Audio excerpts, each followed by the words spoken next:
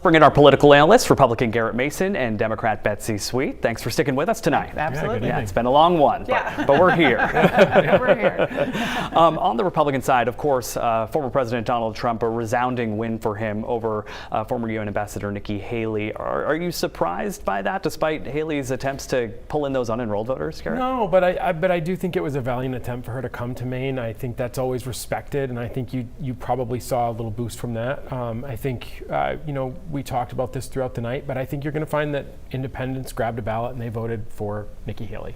I think that's a protest vote towards, we don't like our options. She's the only one that's not Trump and not Biden, and they have a chance to vote in this primary. So I think you're going to see that. But she didn't, if you look across the country, she didn't get wiped out everywhere. I mean, Vermont seems to be going in her favor. She did better, I think, than expected in Texas and some other places, and she did, I think, better than expected in Maine. So, I don't think that it was the end of the world for her tonight. What factor did the Susan Collins endorsement last minute play, Betsy? I'm sure it helped to get some of those moderate independents, to thinking about it, and maybe a couple of Republicans to move. I think that one of the things, again, I think it was unfortunate for Nikki Haley. She didn't reach out to those independents in the way that she could have.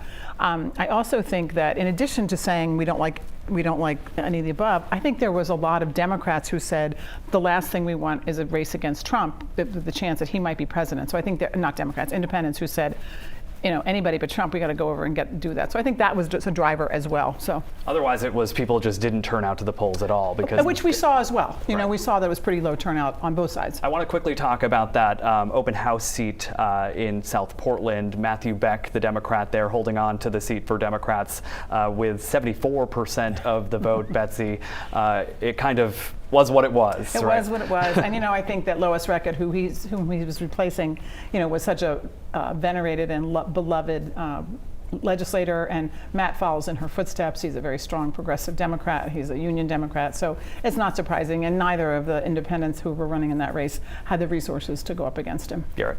Yeah, there's no surprise there. When you win with 70+%, which is what it's looking like for that race, it's a very progressive district. Republicans weren't going to, be able to overcome anything like that. And so I think that you saw that in who ran.